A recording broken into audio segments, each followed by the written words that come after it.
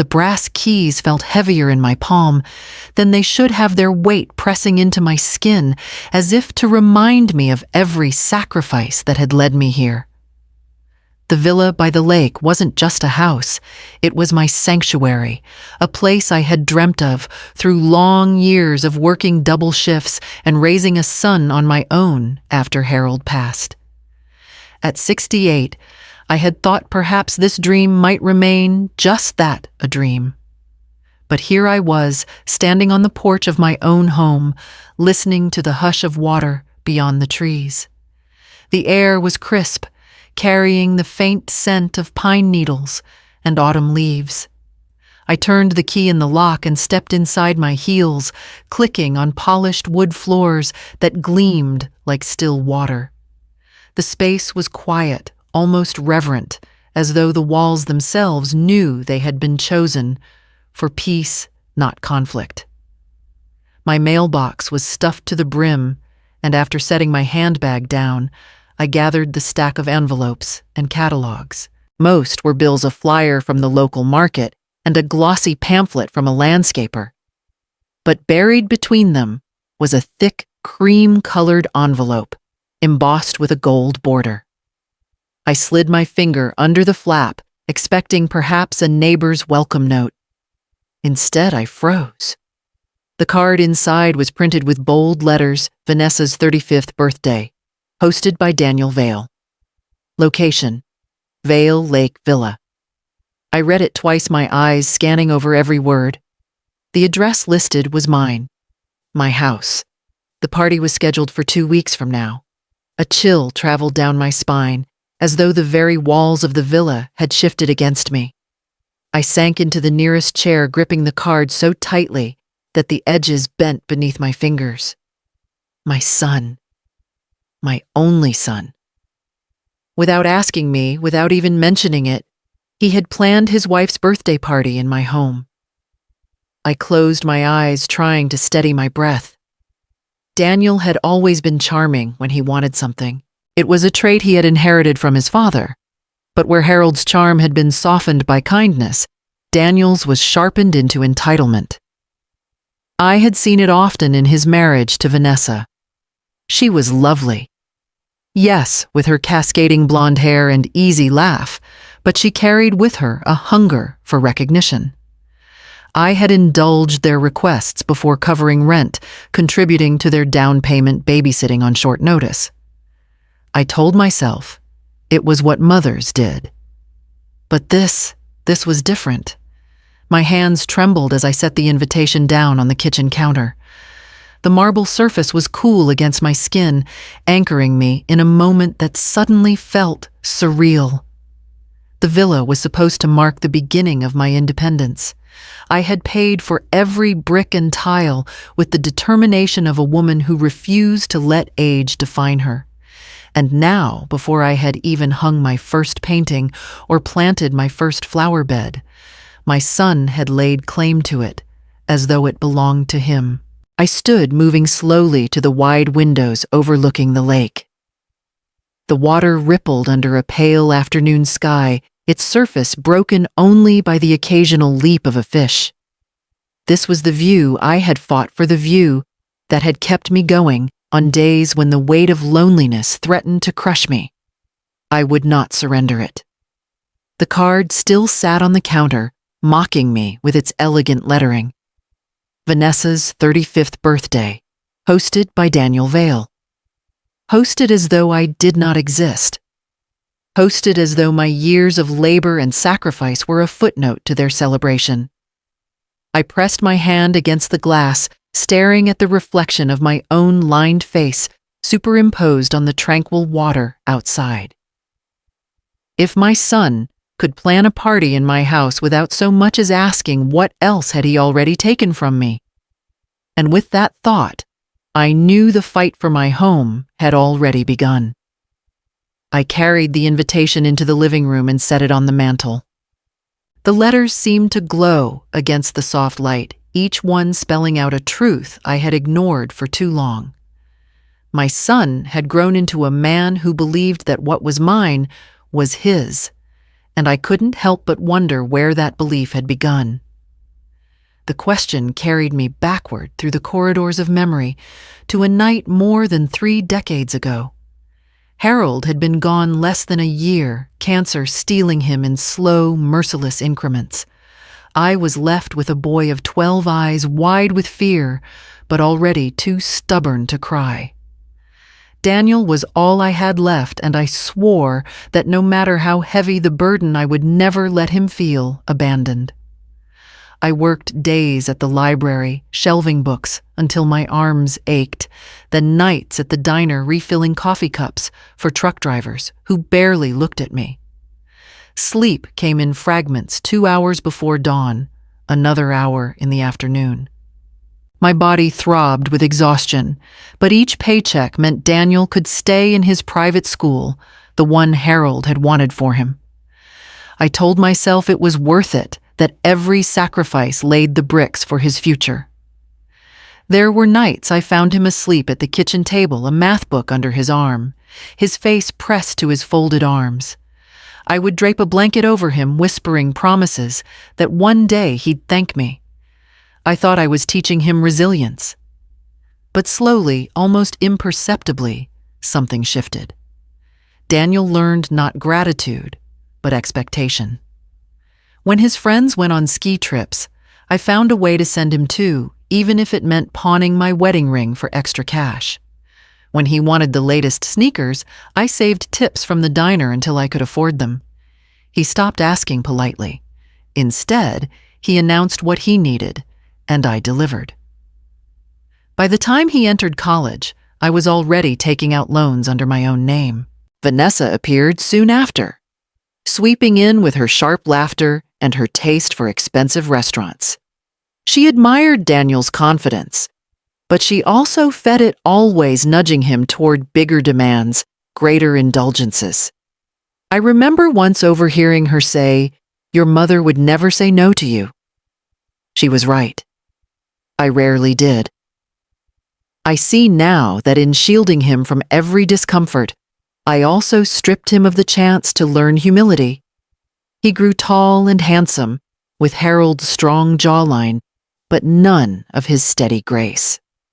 When he graduated and moved into his first apartment, I was the one hauling boxes up the stairs.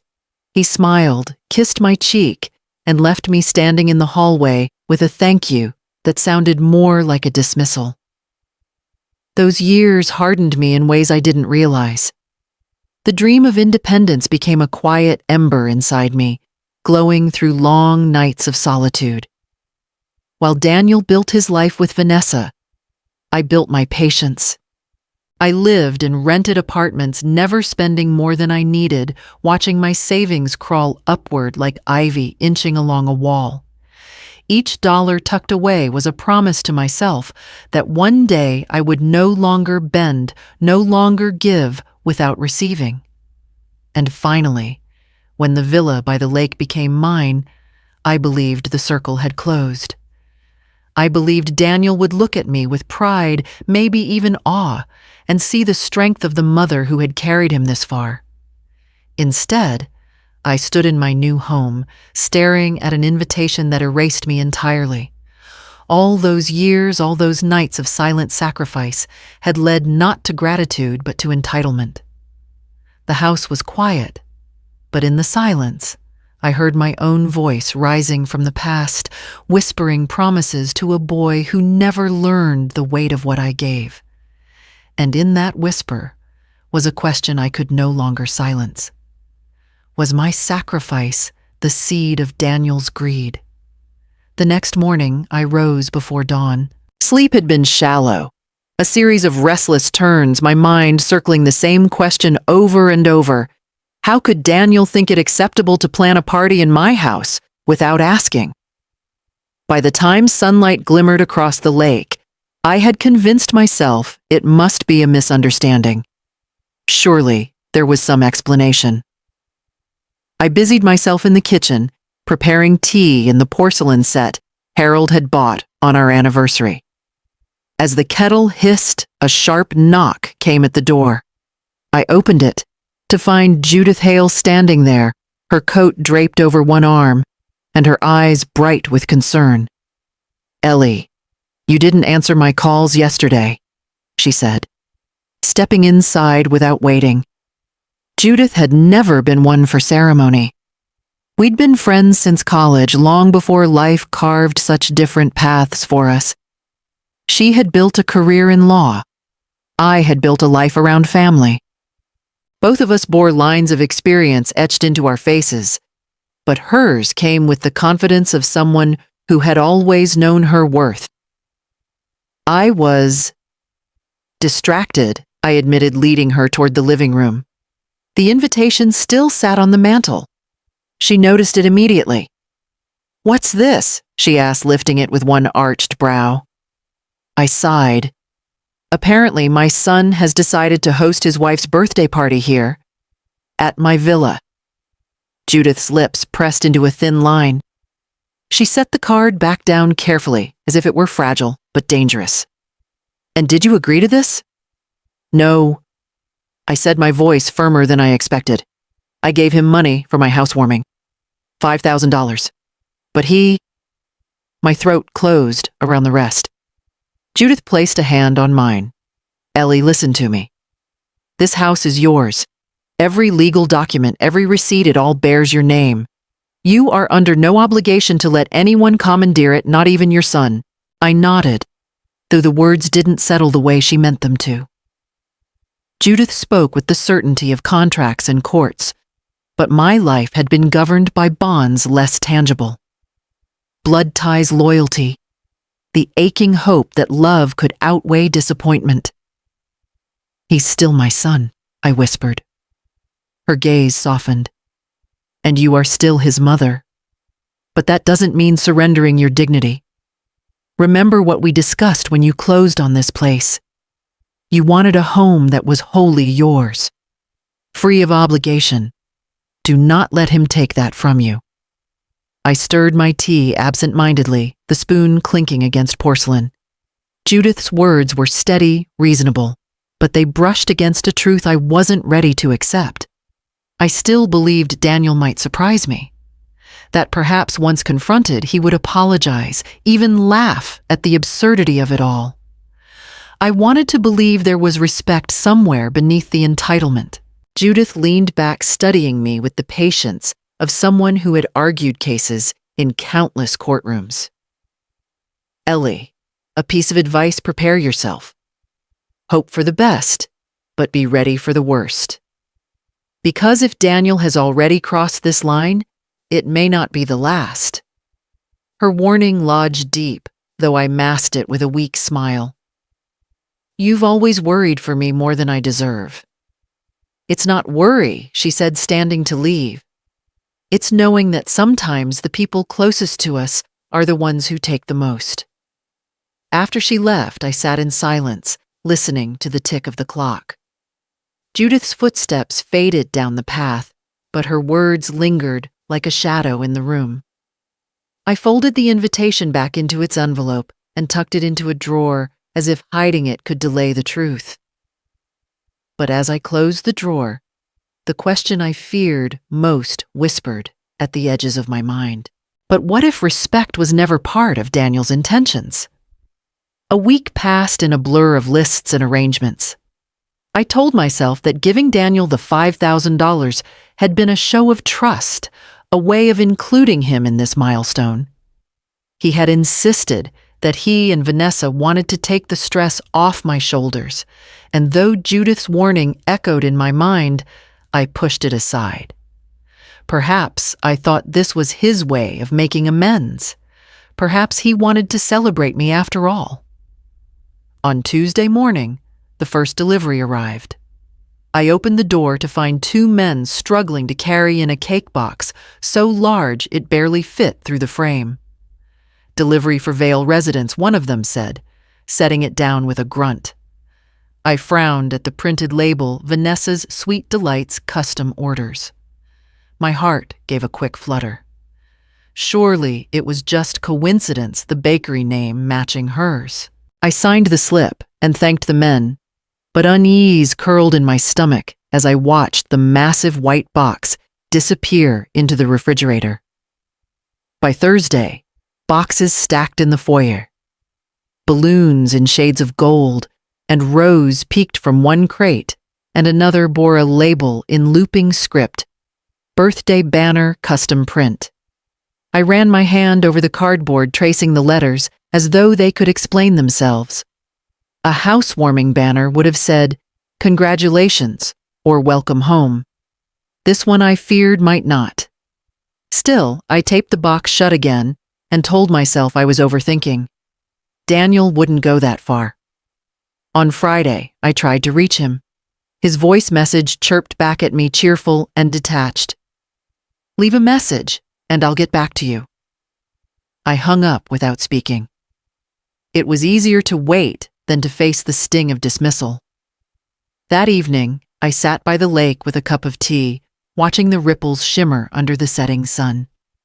The boxes waited behind me like silent witnesses. I wanted so badly to believe they meant nothing sinister, that Daniel had chosen balloons because he thought I'd like the sparkle, or that the cake was simply larger than necessary because he wanted abundance. I clung to those hopeful threads because the alternative was too painful. As darkness settled, I remembered nights from his childhood when I worked late and returned home to find him asleep with the television still on. Back then, all I had wanted was to give him stability, to show him that even in loss, there was still someone to lean on. I thought of the promises I had whispered to him in those quiet hours, that he would never go without, that I would always stand behind him. Perhaps those promises had grown into expectations. Perhaps he thought standing behind him meant never standing for myself. The wind picked up scattering leaves across the deck. I pulled my shawl tighter and turned back toward the villa. The balloons in the crate rustled faintly, as though mocking my hesitation. For a moment, I nearly tore the box open to see the truth spelled out in glossy letters. But my hand froze on the tape. I chose to trust him instead. Trust my son.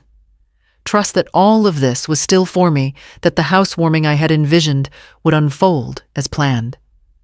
And yet, as I walked back inside, my eyes fell once more on the towering cake box, the balloon crates, the banner waiting in silence.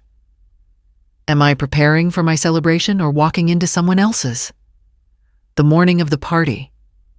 I woke early, the weight of anticipation pressing down on me. I had tried to convince myself all week that my worries were nothing more than imagination. But as I walked through the villa, I knew denial could no longer hold. The boxes had been opened sometime before dawn. Streamers of gold and blush draped across the walls. The enormous cake had been set proudly in the center of the dining table, white icing adorned with delicate pink roses, and a sweeping script that confirmed my dread, "Happy birthday, Vanessa." I stood there in silence, the words burning into my vision. My hand reached for the back of a chair to steady myself. For a moment, the air left the room, and I thought of Harold, of how he would have slammed his fist against the table in defense of me. But Harold was gone, and I was left to face this humiliation alone. The doorbell rang before I could gather myself. One car after another pulled into the drive, laughter spilling out before the engines even cooled. Strangers filled my entryway, women in cocktail dresses, men in pressed shirts' faces. I didn't know, but who greeted me with the ease of old friends. They brushed past me carrying bottles of wine packages, wrapped in glittering paper, and balloons that matched the ones already hovering in the corners. "Isn't this wonderful one?" woman said, kissing my cheek, as though she'd known me for years. "Vanessa deserves every bit of this." I forced a smile, though my stomach twisted. My friends, the ones I had invited weeks earlier, were nowhere to be seen. Instead, Vanessa's circle claimed my home, their voices bouncing off the walls like they owned the air itself. And then I saw her. Vanessa, radiant in a crimson dress, descending the staircase as though she were a queen, and the villa her palace. Her hand rested lightly on the banister. Her lips curved in the kind of smile that never reached her eyes. Cheers erupted as she reached the bottom step, and Daniel appeared behind her, beaming like a proud husband. He spotted me across the room. For a brief moment I thought he might acknowledge the mistake, even thank me for hosting. But instead, he crossed the distance with long strides, leaned close, and whispered just loud enough for me to hear, "You look shocked, Mother. Don't bother. You won't stop it anyway, so just enjoy." His laugh was casual, dismissive, as though my worth were a trivial matter to be brushed aside. The words struck me harder than any physical blow. I looked at my son, my child, the boy I had once carried on my hip, the boy I had fed and clothed and worked myself raw to protect, and I saw nothing of the gratitude I had dreamed of. Only arrogance, only contempt. Guests gathered around Vanessa as she unwrapped her first gift, squeals of delight, filling the room. Daniel raised a glass in her honor, his voice booming, "To the most beautiful woman in the world, my wife, my partner, and the reason we celebrate tonight. Not a mention of me, not a word about the house or the money or the occasion that should have been mine." I remained near the edge of the crowd, my fingers clutching the hem of my dress nails, digging into the fabric. Each cheer, each burst of laughter carved deeper into the silence I held inside myself. And yet, even as I stood there, diminished in my own home, I felt something hardening within me. A quiet, cold resolve that whispered I had endured too much to be erased now. What do you do when your own child mocks your worth in front of strangers? The sound of glasses clinking carried across the room, sharp and bright, against the hum of conversation. Daniel stood at the center of it, all his arm wrapped around Vanessa's waist, as though he were presenting a prize to the world. My villa's chandelier cast a warm glow over them, but the light that should have celebrated a new chapter of my life was stolen to frame theirs instead. He cleared his throat, commanding the attention of everyone gathered. "Ladies and gentlemen," he began, his voice filled with practiced charm, "thank you for being here tonight to celebrate the most extraordinary woman I know. Vanessa has brought joy, grace, and strength into my life. She is the reason I strive harder every day, the anchor of this family." Cheers rang out, followed by the rush of applause. Vanessa pressed her cheek to his shoulder, her smile soft, her eyes glittering with satisfaction. But my name never crossed his lips. Not once. I stood near the back of the room, my hands wrapped tightly around the stem of a half-empty glass. The words washed over me like cold rain, each sentence another reminder that I was invisible within these walls. My home, my money, my sacrifice, all erased in a single toast.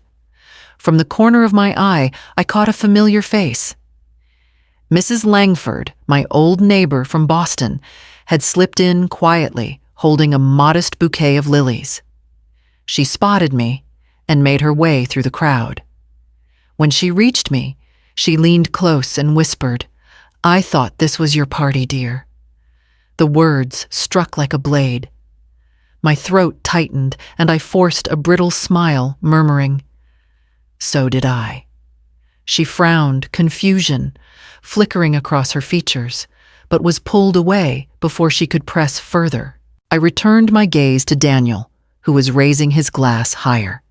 To Vanessa, he declared, "May this year be brighter, fuller, and more blessed than the last. She deserves nothing less." A chorus of "to Vanessa" echoed through the villa. Glasses lifted high. My own glass hung low, heavy in my grip. I didn't join the chorus. My lips refused to shape her name, not when it had been carved out of my own celebration. As the cheer faded into chatter, I felt the edges of the room close in on me. The laughter, the clatter of forks against plates, the swell of music all blurred into a single, mocking rhythm. I had given Daniel the funds to honor a lifetime of effort, to mark a new beginning. Instead, he had used them to cement his wife as the center of attention, as though my role had been reduced to that of hostess and nothing more.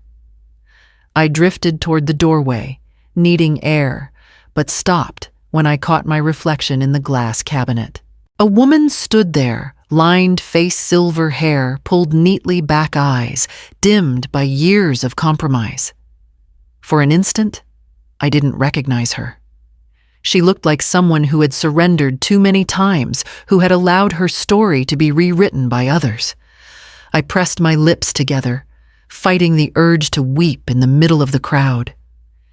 I could not give them that satisfaction. Not Daniel, not Vanessa, not the strangers who cheered without knowing what had been stolen. Instead, I straightened my shoulders and set the glass down with deliberate calm. If they wished to forget me, then I would remind them. If they wished to silence me, then I would speak louder. Should I remain silent or claim back my name? The room spun a little as I moved through it, as if the music and laughter had become a tide I could not control. I let my fingers trail along the banister, searching for an anchor.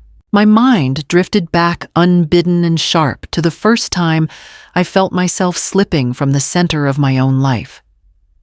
When Harold was still alive, our house was small, and noisy reports of his late night reading the kettle, always on the stove Daniel's soccer cleats by the back door. After Harold fell ill, bills piled up and the rooms grew quieter in the most dangerous way. They started to empty of shared purpose. He fought with the illness the way he had taught me to face storms, with stubbornness and a stubborn smile. When the end came, it felt like someone had walked into our living room and rearranged the furniture while I slept. The bed that had been ours became mine alone. A year later, my mother-in-law's estate, small but steady, was parceled out. It was then that the subtle negotiations began, the conversations in hushed tones about what's practical and what's best for the child. Richard, the man my mother married, had opinions that were heavy and final. I remember the afternoon I came home from work and opened my bedroom door to find my books gone a bare wall where Harold's oak bookshelf had stood. They had boxed up my father's physics texts and labeled them miscellaneous. I sat on the floor and unfolded the pages like a map I no longer recognized. There were reasons, of course. Brittany needs a room, they said. She's young. She needs space to grow. The words slid off their tongues as if sculpted from goodwill, but I tasted the grit of something else, priorities rearranged, allegiance shifted. I watched possessions I'd thought were tethered to memory reappear in other hands, and wondered when people had decided I was less in need of them than someone else. When Daniel was accepted to college, I remember the pride and the panic coiled together inside me. I picked up extra shifts, saved every tip, and turned down small indulgences that used to feel like tiny celebrations of survival. I told myself that this was the point of motherhood, to fold your life into a life you are raising, to make your own hunger an offering. But there were nights I wanted to ask, at what point does giving become erasure? He was 21 when he told me he'd found an apartment downtown. "I can handle it, Mom," he said. Voice steady with the confidence of someone who had never had to sleep on a couch. I carried boxes up steep flights of stairs like I always had, and felt a hollowness as he stepped into his new life without looking back. I had thought distance might teach him appreciation. Instead, it taught an audacity that smelled faintly of entitlement. He who had been given so much assumed more would simply continue to be given. It was in small daily gestures that the exile had grown. My photograph began to feature less in their albums. Invitations to family events arrived with a courteous copy addressed to me, but contained veins of omission. The invitation lists were skewed, the arrangements planned around other people's schedules. And when I asked questions, I was met with the patience reserved for old things that lingered but were not essential. Those memories are not merely past. They collect like dust in corners and resurface when a new indignity takes place. Standing in my own foyer, watching the laughter pivot away from me and toward Vanessa, I felt that old pattern tighten, like a noose: push, ignore, replace. The indignation that rose this afternoon was not merely for the party. It was for every tiny eviction that had been practiced on me over the years. I had long rehearsed forgiveness. There is comfort in forgiveness, because it lets you go on living without the burn of revenge. But now forgiveness felt like a plaster on a wound that kept reopening. I straightened my shoulders and let the memory fuel something else, not anger as heat, but anger as clarity. If my life had been a series of concessions, then here within these four walls that I had bought with my own measured pennies was a place I could refuse to concede. I moved toward the back door where the cool air of the garden would offer room to breathe, and the thought came like a small, bright instrument. It is time to make a call. The laughter from the living room spilled into the hallway like smoke, choking every corner of my villa. I pressed my palm against the wall, steadying myself, before slipping through the side door that opened to the garden. The autumn air struck me at once, cool, sharp, almost bracing enough to clear the fog inside my head. I walked down the stone path to the edge of the lawn, the lake glinting through the trees. My hands trembled as I pulled my phone from my pocket. For a long moment, I only stared at it, the device heavy in my grip. Calling meant acknowledgement. It meant admitting that the thing I had feared, the very betrayal Judith had warned me about, was no longer an abstract worry, but reality in motion.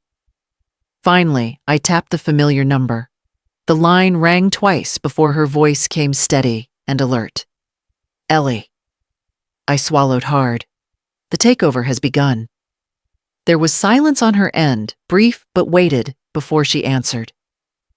Tell me exactly what's happening. I turned, glancing back at the house. Through the window, I saw silhouettes moving, Vanessa twirling with a gift bag in hand, Daniel lifting his glass again. I lowered my voice. The housewarming. It's gone. The banners read, Happy birthday, Vanessa. Strangers are filling my rooms. Daniel laughed at me, Judith. He said I couldn't stop it.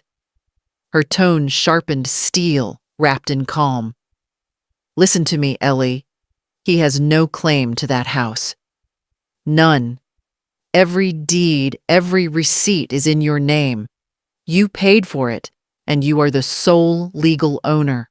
They cannot take that from you. A shaky breath escaped me, part relief, part despair. Then why do I feel as though it's already been taken?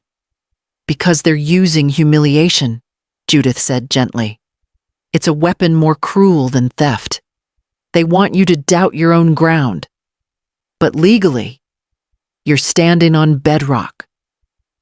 I let her words sink in, though they pressed against the ache of years where Daniel had dismissed me, overridden me, and I had let it happen, because love made me weak. You warned me, I whispered. You told me to prepare. And you still can, she replied. This isn't about a party, Ellie. This is about respect, and it's about setting boundaries you should have set long ago. If you choose to act, you have every tool you need. The law is on your side. I looked at the lake, its surface catching the pale light of the moon. My reflection trembled in the ripples, an older woman, silver-haired, weary, but still standing. Judith, if I confront him tonight? If I tell everyone the truth? I don't know if I'll have a son left afterward. Her silence was tender this time, like a hand on my shoulder. Maybe the question isn't whether you'll still have a son, she said softly. Maybe it's whether you'll still have yourself. The phone felt warm against my ear, her words pressing into me with undeniable clarity. Inside, another burst of laughter rose, followed by the sound of glasses colliding. My name was absent from every cheer. I closed my eyes and nodded, though she couldn't see me. Then I'll do it, I murmured. I'll stop hiding in my own home. Good, Judith, said her voice steady. When you're ready, call me again. I'll be there if you need me. We ended the call and I slipped the phone back into my pocket. My hands no longer shook as they had before. The cold air wrapped around me, grounding me, and I turned back toward the glowing windows of the villa. If the law is on my side, am I ready to use it publicly? I lingered in the garden longer than I intended, the chill air cooling the fire that had begun to burn in my chest. When I finally went back inside, I slipped quietly into my study, closing the door against the noise of clinking glasses and Vanessa's high, triumphant laughter. The room smelled faintly of cedar from the shelves Harold once built for me. It was here I felt steady enough to call Judith again. She answered at once, as though she had been waiting. Ellie, I can't do this alone, I admitted, lowering my voice so no one outside could hear. If I stand against Daniel tonight, I need to know every truth you've kept from me. There was a pause on the line long enough that my stomach clenched. Then Judith exhaled slowly. I wasn't sure when to tell you, but since you've asked Ellie last week, Daniel came to my office. I froze. Your office. Yes, she said, firm but careful. He wanted to know about transferring ownership of the villa, asked if there was any way he could be added to the deed. He spoke about protecting Vanessa, about ensuring security for her future. He used the word like it was noble, but I heard what he was really saying. He wanted control. I pressed my hand to the desk, grounding myself as the floor seemed to sway beneath me. So it wasn't just the party, I whispered. He meant to take more. I told him. No, flatly, Judith continued. I reminded him that you are of sound mind, fully competent, and the sole legal owner. There is no path for him without your consent. He didn't like that answer. My throat felt raw, as if I'd swallowed shards of glass, and Vanessa Judith hesitated again, then said, She was there, Ellie, sitting beside him, smiling like the request was already granted. It was she who used the word security. She leaned forward, held his arm, and said, We need to know the future is safe. It was clear enough. This wasn't Daniel's idea alone. She was pushing him. The words landed like blows. My son's entitlement was a wound I had carried for years, but to learn it had been stoked by his wife. This woman who now twirled in my living room like a queen. It pierced something deeper. Trust didn't simply crack. It splintered into pieces sharp enough to cut me from the inside. I thought of every kindness I had extended to Vanessa. The dresses bought on birthdays, the bills I had quietly covered when their budget fell short, the dinners I hosted just to make her feel welcome. All of it apparently had been seen not as generosity, but as weakness to exploit. Judith's voice softened. Ellie, I don't tell you this to wound you. I tell you because if you confront them tonight, you must understand exactly what you're facing. This isn't just your son's selfishness. This is a partnership built on your erasure. I closed my eyes. Images crowded my mind, Daniel as a boy curled against me on stormy nights, asking if I'd always be there. The promise I gave him then, yes, always. Had that vow become the soil where Vanessa planted her ambitions? "Thank you, Judith," I managed, though my voice shook. "I needed to know." "You need to decide," she replied gently. "Do you let this pass as one more slight, or do you draw the line tonight?" I hung up before my courage faltered. My reflection in the study window looked unfamiliar. A woman carved by betrayal, yes, but also sharpened by it. If the first wound was silence, this second wound demanded speech. What happens when betrayal comes not once but twice? I slipped back into the main room, the noise of celebration hitting me like a wave. Vanessa stood at the center of the crowd, her crimson dress shimmering under the chandelier as someone set the cake before her. The roses piped into the icing glistened their delicate pink petals, mocking me with every curve. The script across the top left no room for pretense. "Happy birthday, Vanessa," she giggled as Daniel guided her hand toward the knife. "Make a wish," someone shouted, and the room hushed for her moment of ceremony. Vanessa closed her eyes, face tilted upward, with an expression of bliss that left no space for doubt. This was her night, her triumph. My house had become her stage. I lingered near the back wall, wineglass in hand, fighting the rising heat in my chest. When Vanessa sliced through the cake and cheers erupted again, Daniel's gaze swept the room. He spotted me standing motionless and strode over with his jaw set. "Sit down, Mother," he hissed. Voice low but sharp enough for those nearby to hear. "Behave. Don't make a scene." The words cut deeper than I expected, not because of their cruelty, but because of their familiarity. They carried the same tone he had once used as a boy, defiant, commanding, but sharpened now with the edge of a man who believed he owned the ground beneath his feet.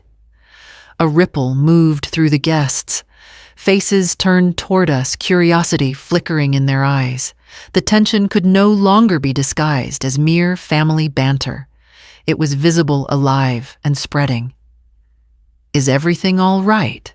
one woman asked, clutching her champagne. Daniel smiled too quickly, his charm like a mask slapped into place. "Of course," he said. "Just making sure my mother enjoys herself." His hand pressed against my arm, a gentle gesture meant for others, but weighted with force only I could feel. I stiffened, pulling back just enough for him to know I would not yield so easily. The guests returned to Vanessa, though I caught the whispers as they drifted past. Suspicion had taken root. I raised the wineglass to my lips, but my hand was trembling. I tightened my grip until the stem pressed into my palm, sharp and steadying. Through the crystal, I watched Vanessa's reflection glow with attention as she served the first slices of cake, feeding one dainty bite to Daniel. He laughed, tilting his head back as though joy itself had crowned him. My silence thickened in my throat. I remembered all the other times I had endured humiliation, the times I had stood aside shrinking smaller so others could take what they wanted. My bedroom given away. My education dismissed as unnecessary. My sacrifices twisted into proof that I owed more. I had endured each one because I told myself it was temporary, that one day it would balance out, that Daniel would see me, thank me, respect me. But here I was in the house I had earned, watching the same story play out with a louder audience. My son reduced me to a shadow in front of strangers, and my daughter-in-law bloomed brighter for it. The crowd leaned in for another toast, voices lifting once more in Vanessa's name. I let the sound wash over me, cold now instead of hot. My heartbeat steadied, my breath evened. The shaking in my hands eased, replaced with a clarity that felt like stone in my chest. I traced the rim of the glass with my thumb, the motion quiet but deliberate, and set it down on the table beside me. My fingers no longer trembled. I had endured long enough. Do I endure humiliation again, or strike when all eyes are watching? The clamor of laughter pressed at me like a wall, but I no longer felt crushed beneath it. I moved through the crowd with slow, deliberate steps, each one grounding me in the decision I had already made. When I reached the center of the room, I tapped a spoon against the side of a glass. The clear ring sliced through the noise, and conversations faltered into silence. Ladies and gentlemen, I began my voice steadier than I expected. Thank you for coming tonight. I need to correct a misunderstanding. Dozens of eyes shifted toward me. Vanessa froze mid-laugh, a forkful of cake halfway to her lips. Daniel stiffened at her side, his smile tightening like a rope drawn too fast. This gathering, I said, lifting my chin, was not planned as a birthday celebration. I gave my son $5,000 for one purpose, only to host a housewarming for this villa, my villa. This home is the fruit of my years of work and sacrifice, and tonight was meant to honor that. A ripple of murmurs ran through the crowd. Guests exchanged puzzled looks, some glancing toward the banner on the wall, others back at me. I saw Mrs. Langford standing near the doorway, her brows knitted in concern, but her eyes lit with recognition. Daniel stepped forward before the whispers could swell.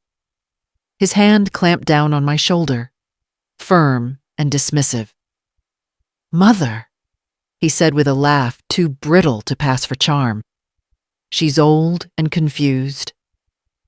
Pay her no mind. Of course this is a birthday celebration. Vanessa deserves it."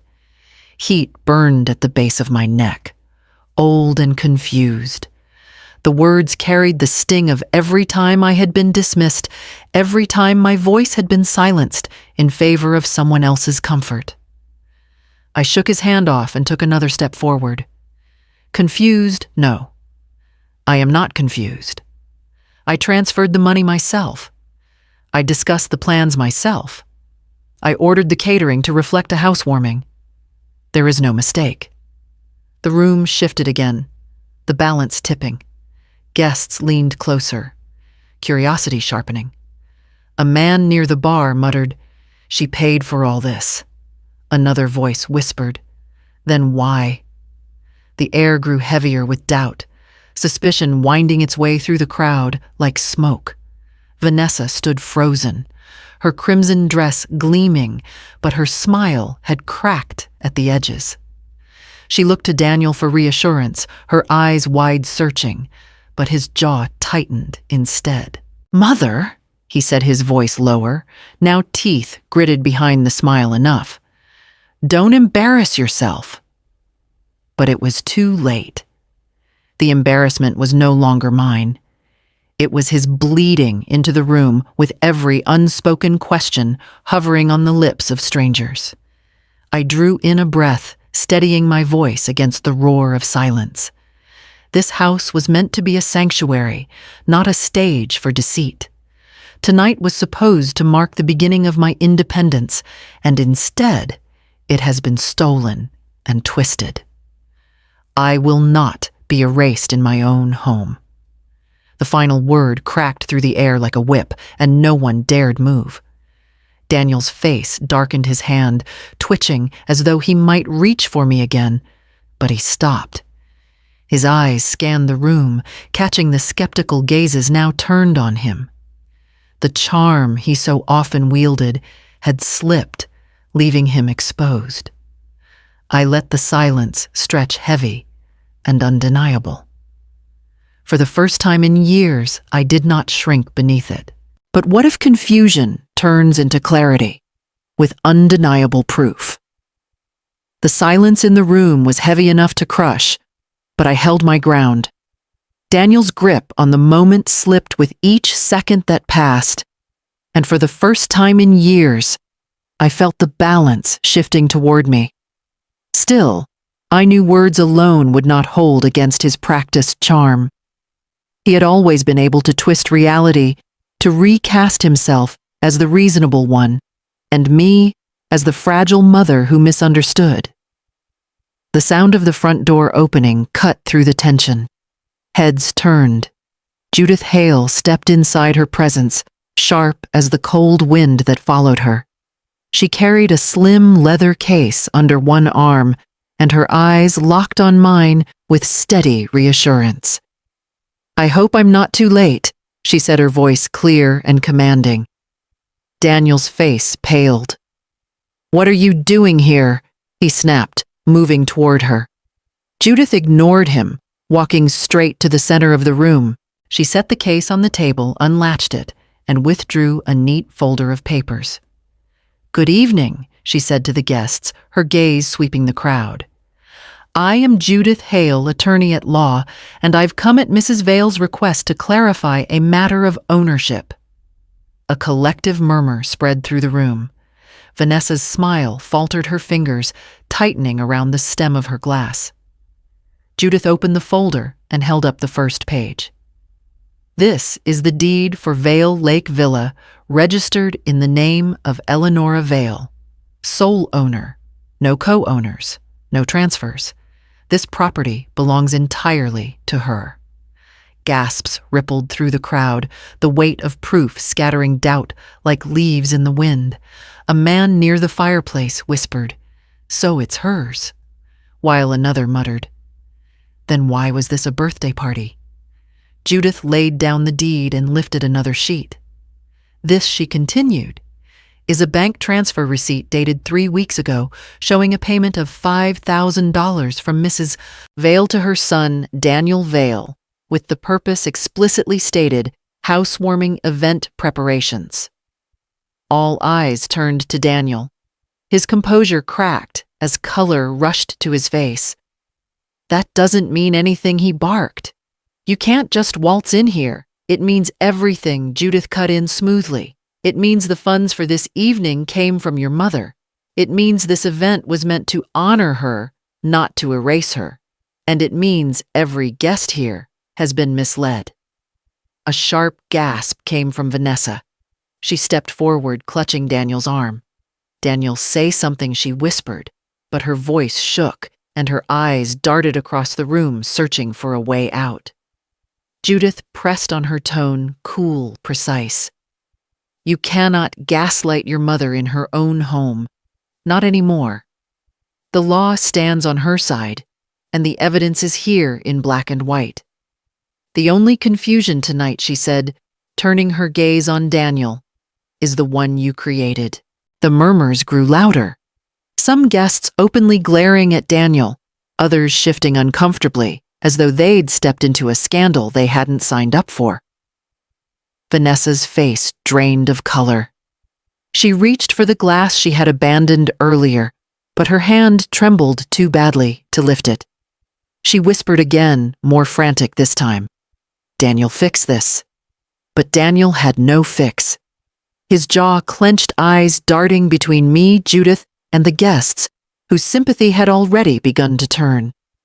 I stepped closer to the table, resting my hand gently on the documents Judith had spread before us. The weight of the papers felt like iron in my palm, not heavy with burden, but solid with strength. The lies that had smothered me for years no longer held. The air itself seemed clearer, sharper, more breathable. What happens when lies collapse under the weight of truth? The silence that followed Judith's words was deafening. All around me, eyes darted from the papers on the table to Daniel's stiff frame. I could see the panic twisting in Vanessa's features, but it was Daniel who finally broke. His voice erupted, raw and venomous. "You've never been a real mother since Dad died."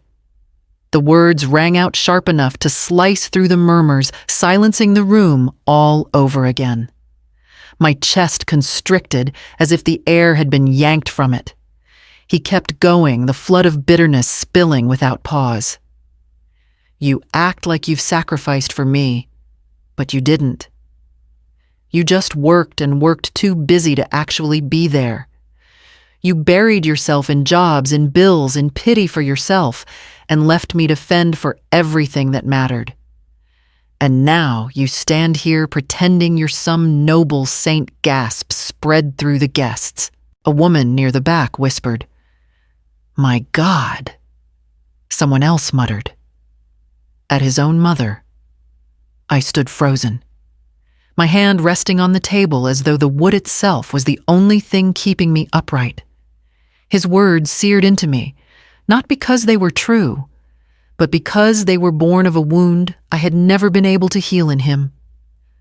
"I carried this family after your father died," I said quietly, my voice trembling, but steady enough to carry.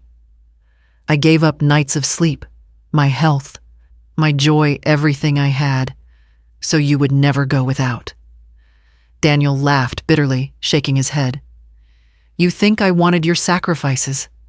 I wanted a mother who sat with me, who listened, who didn't make me feel like a burden every time I asked for something. But you turned me into your project, not your son. Now you're shocked that I stopped caring." The venom in his tone cut deeper than any slap could. Around us, the guests shifted uncomfortably, some averting their eyes, others staring openly at the unraveling of a bond they'd thought sacred. I swallowed hard, fighting back the tears that pricked my eyes. I wanted to crumble, to let the hurt collapse me where I stood. But I straightened instead, forcing my spine rigid. "If you saw me as distant," I said, my voice breaking, "it was because I was holding the world on my back for you.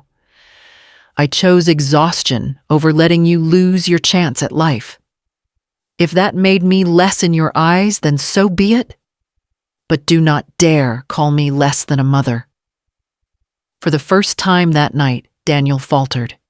His chest rose and fell with ragged breaths. His face flushed, his eyes wild. He opened his mouth as if to argue again, but the room had already turned against him. I could feel it in the way people looked at me now, with pity, with sympathy, with a recognition that he had crossed a line no child should.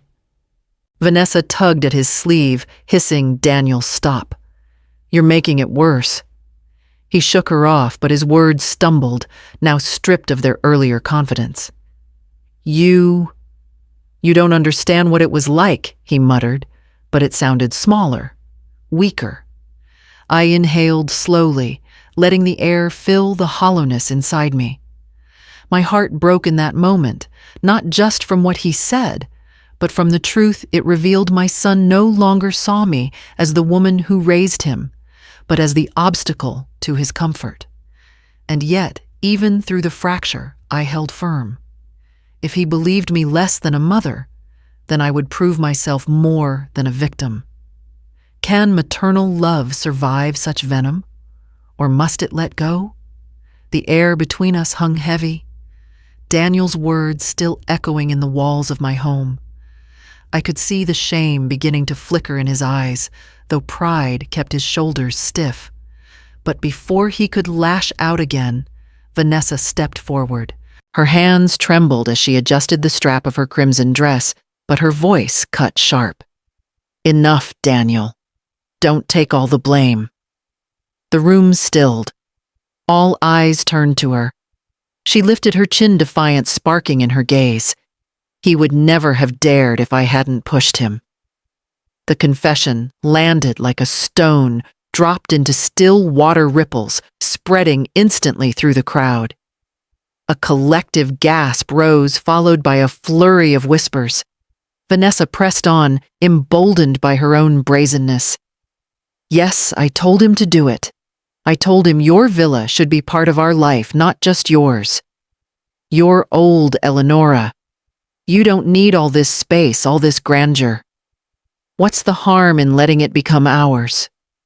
Her words rang through the silence, arrogance dripping from every syllable. Guests exchanged incredulous glances, their sympathy shifting visibly away from her. A man near the fireplace muttered, "She actually said that out loud." Another whispered sharply, "Disgraceful." Vanessa's eyes flicked around, registering the shift in the room, but instead of retreating, she doubled down. "Everyone here knows it's true. Daniel only wanted to protect me to make sure we had security. He did it for love, for family. Family. I echoed, my voice steadier, now stripped of tears. What you've described isn't love, Vanessa. It's theft dressed in finery. Her lips pressed tight, but her eyes betrayed her fury. You think you've built this life on your own. Without Daniel, without me, you'd just be another lonely widow in a house too big for her. The cruelty of it stung, but this time I didn't flinch. Around us, the guests recoiled at her words. Mrs. Langford stepped forward from the edge of the crowd, her voice trembling but strong. How dare you speak to her that way? This woman has worked for everything she has. We've known her for years. Others murmured in agreement, nodding their gazes narrowing on Vanessa like spotlights exposing her arrogance. The approval she had basked in earlier drained away, leaving her standing exposed. I stepped closer, my eyes fixed on her. So it was you, I said quietly. The banners, the cake, the decorations, they were not Daniel's idea. They were yours. Her silence was confirmation enough, but then she snapped, Of course they were. Daniel would never have been bold enough without me. He's weak, without direction. I gave him that. I made him strong. Daniel flinched, anger flashing across his face. For the first time that night, his composure cracked, not at me, but at her. Vanessa, stop, he hissed, but she ignored him. The shift in the room became undeniable. Where once Vanessa had basked in admiration, she now stood isolated, her arrogance, the very thing that unmasked her. I straightened, lifting my voice so all could hear. You pushed him, Vanessa.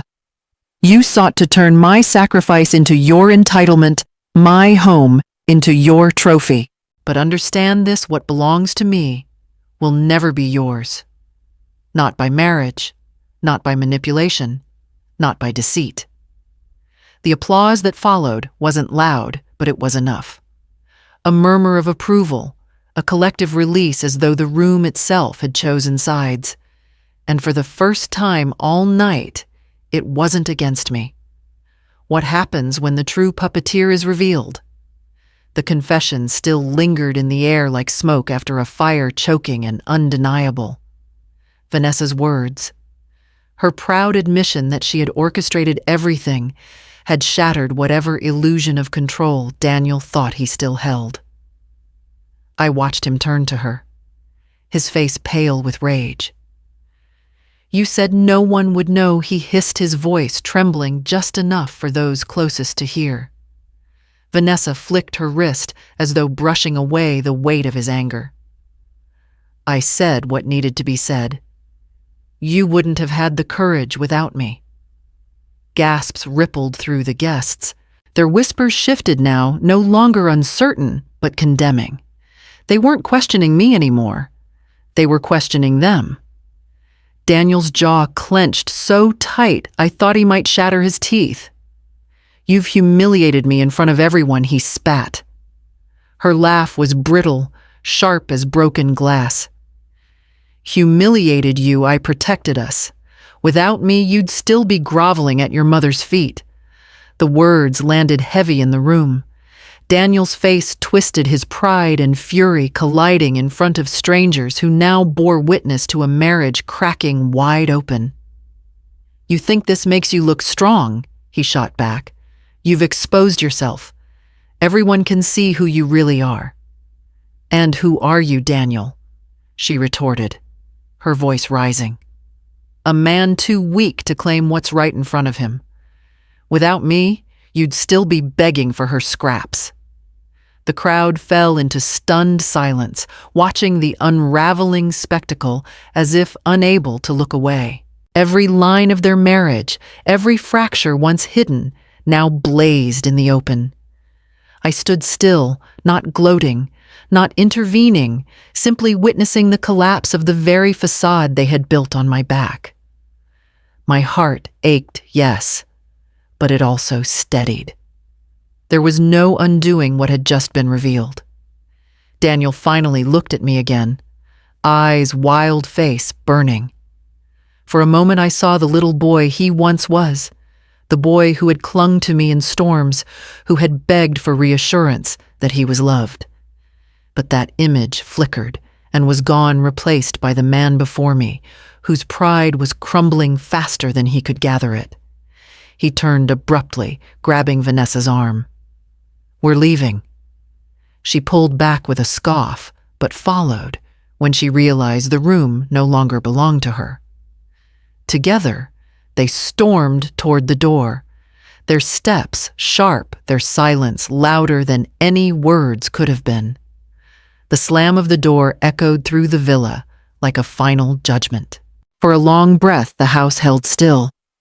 Then, slowly, softly at first, the applause began.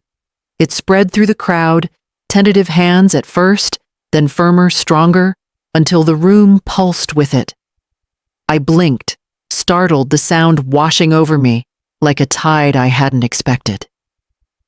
These guests, strangers to me at the start of the evening, now clapped, not for Vanessa, not for Daniel, but for me. Mrs. Langford stepped forward, her eyes shining. "You've shown more grace tonight than most of us could ever summon," she said quietly. Others murmured agreement, offering nods, gentle touches on my arm, small words of comfort.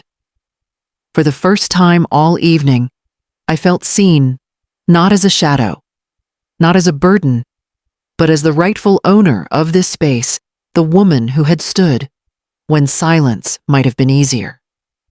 I inhaled deeply, letting the weight of their support settle into me. My home felt different now, not because it had changed, but because I had claimed it. The night wound down soon after guests, excusing themselves with polite goodbyes, their faces still marked by the shock of what they had witnessed. By the time the last car pulled away, the villa was quiet again. When the house is quiet again, does peace finally begin? The days after the party passed, in a blur like the quiet after a storm. The echoes of raised voices and slammed doors clung to the walls at first, but with each sunrise, the villa felt lighter, as if exhaling the tension it had held. I spent mornings walking along the lakeshore, the crisp air filling my lungs, reminding me that this place was mine. Neighbors I had only met in passing stopped to chat when they saw me on the path. Some had heard whispers of what happened, others only smiled warmly, offering baskets of fresh bread or jars of jam as gestures of welcome. In their kindness, I found pieces of the community I had been missing. Soon, I began inviting them into my home not for grand parties, but for small gatherings where laughter filled the rooms without pretense. We shared tea on the porch soup around the dining table, stories beside the fireplace. Unlike that night of betrayal, these evenings carried no sharp edges, no performances, only warmth. In quiet hours, I turned to the task of reclaiming the villa itself. I walked from room to room with a deliberate eye, deciding what belonged and what did not. The garish remnants of the birthday celebration ribbons stuffed into corners, confetti still hidden between floorboards, were swept away. In their place, I brought out pieces of my past. From the storage trunk I had carried through every move, I lifted Harold's keepsakes. His leather-bound journals filled with sketches of architecture he never built but always dreamed of. The old chessboard with a chip in the queen, worn smooth from years of late-night matches. A faded photograph of us on the pier, his arms slung around me, both of us squinting into the sun. I placed the photograph on the mantel above the fireplace where Vanessa's banner had once hung. The chessboard found its place on the coffee table, pieces arranged mid-game, as though Harold had only stepped away. His journals lined a shelf in my study, their spines facing outward, like guardians of memory. As I worked, I spoke aloud, sometimes whispering to him, as though he might answer. "We made it, Harold," I said, one afternoon smoothing the fabric of his old armchair. This house is ours finally. No one can take it. Each object anchored me, turning the villa from a stage into a sanctuary again. And with every addition, I felt my own spine straighten, as though the house itself reminded me that I had survived worse storms.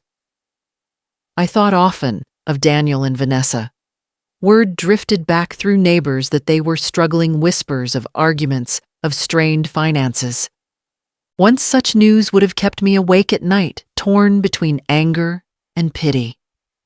Now, I let it pass through me like wind through trees. Their choices were theirs. Mine was here within these walls I had fought to protect. On the final Sunday of the month, I stood by the window overlooking the lake, the light slanting golden across the water. My reflection gazed back at me, lined but resolute. I nearly lost my sanctuary, I thought, pressing my hand to the glass. But never again. The house was quiet, but it was no longer empty. It carried the hum of laughter, the echo of friendship, the weight of Harold's memory, and the certainty of my own claim. Is a home just walls, or the respect you demand within them? The villa had grown quiet again, but it no longer carried the hollow silence of defeat. Instead, it felt full of memory, of resolve, of something steady and unshakable that I had reclaimed for myself. On a bright morning, I stood in my study, with the window cracked open, the lake shimmering beyond the glass. The desk drawer before me sat half open, the brass spare key glinting in the light. I picked it up, feeling its weight press into my palm. For years, I had given Daniel keys to my life, sometimes, literally, sometimes, through the choices I allowed him to make in my name. I thought surrendering pieces of myself was love, that sacrifice alone could bind us together. But the truth was clear now. Love without respect is a door left open to invasion. I turned the key between my fingers, its edges catching the morning light. 1,000 memories pressed at me, the long nights of worry, the slammed doors of rejection, the cruel laughter of being erased in my own home. Yet alongside them came new images, neighbors sharing bread at my table, Harold's photograph on the mantel, my laughter echoing across the porch once more. I opened the drawer fully and placed the key inside. My hand lingered on it as I whispered, "Not for intrusion, only for respect." The words felt like a vow carried in the stillness of the room. I slid the drawer shut, the sound final, but not harsh. It was the sound of boundary, of strength. I knew Daniel might come back one day, perhaps Vanessa too, with apologies rehearsed or accusations sharpened. I knew the world beyond my door would continue to press, to test, to demand. But now, the terms had changed. No one entered without my choosing. No one diminished my worth without consequence. I walked back to the window, the air crisp and clean, and rested my hand against the frame. The house was mine. My life was mine. At 68, I had finally learned what I should have demanded all along: respect first, entry second. The lake glistened calm and untroubled, as though reflecting my own heart. I smiled soft, but certain, knowing that whatever storms might rise, I was no longer afraid of losing myself within them.